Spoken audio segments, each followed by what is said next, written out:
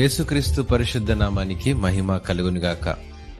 అనుదిన వాహినిలో సంపద నిర్మాణ రహస్యం అనేటువంటి అంశాన్ని అధ్యయనం చేద్దాం. సామెతల గ్రంథము 11వ అధ్యాయం 24 వచనం ప్రకారము, వెదజల్లి అభివృద్ధి పొందువారు కలరు, తగిన దానికన్నా తక్కువ ఇచ్చి లేమికి వచ్చువారు కలరు అని వ్రాయబడింది. అవును, ఈ రకమైనటువంటి ఆర్థిక శాస్త్ర నియమాన్ని ఏ వ్యాపార పుస్తకాల్లో లేదా విశ్వవిద్యాలయాలు వివరించలేవండి. ఇది తన ప్రజలకు పరలోక తండ్రి నుండి మనం నేర్చుకునేటువంటి ఆర్థిక రహస్యం. మనకు ఎంత ఇచ్చే గుణం ఉంటుందో అంతగా మనం అభివృద్ధి పొందుతాము. ఎంత దాచుకుందామని చూస్తే అంత నష్టపోతాము. ఇది దేవుని నుండి సంపద నిర్మాణ రహస్యం.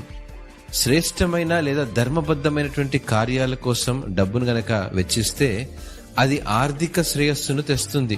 అయితే దేవునికి ఇచ్చే దానిలో మాత్రం ఆశీర్వాదాలు దాగి ఉంటాయండి. ఇక్కడ సలహా ఏమిటంటే, డబ్బును పెట్టుబడి పెట్టవద్దు, ఇవ్వడం నేర్చుకోవాలి. 10 నుండి 1 తీసేస్తే 9 అని మనందరికీ తెలుసు. అయితే అదే 10 నుండి 1 తీస్తే దేవుని లెక్క ప్రకారము 100 ఆశీర్వాదము పొందగలము. అబ్రహాము ఒక గొప్ప విజయం తర్వాత యాజకునికి ప్రతి దానిలో 10వ వంతు ఇచ్చాడు. అతను చాలా ధనవంతుడు.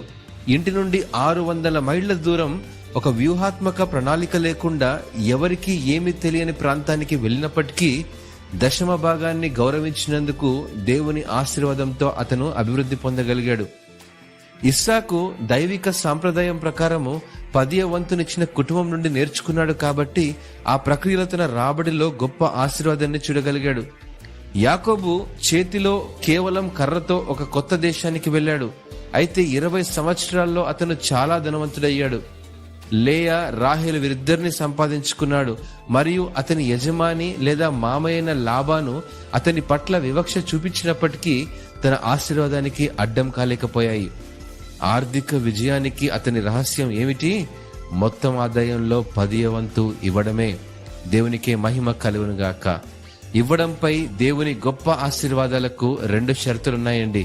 మొదటిది ఉదారంగా ఇవ్వాలి, రెండవది సంతోషంగా ఇవ్వాలి. మీరు పిసినారిగా ఉంటే దేవుడు మీ పట్ల కృంగిపోతాడు. మీరు ఉదారంగా ఉంటే ఆయన మీతో వ్యవహరించేటప్పుడు అలాగే ఉంటాడు. దేవుడు ఉత్సాహంగా ఇచ్చువాన్ని ప్రేమిస్తాడు. కాబట్టి మీరు ఇవ్వడానికి ఉల్లాసంగా మరియు ఉత్సాహంగా లేకుంటే వృధా అయిపోతుంది.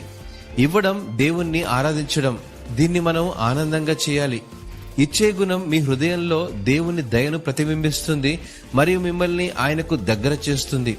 ఇచ్చుటలో యేసుక్రీస్తు గొప్ప ఉదాహరణ. మనకు నిన్ను శాశ్వతమైన పేదరికం నుండి విముక్తి చేయడానికి, శాశ్వతమైన సంపదలను ప్రసాదించడానికి, అత్యున్నత త్యాగం చేయడానికి ఆయన తన పరలోక సంపదను కూడా విడిచిపెట్టాడు.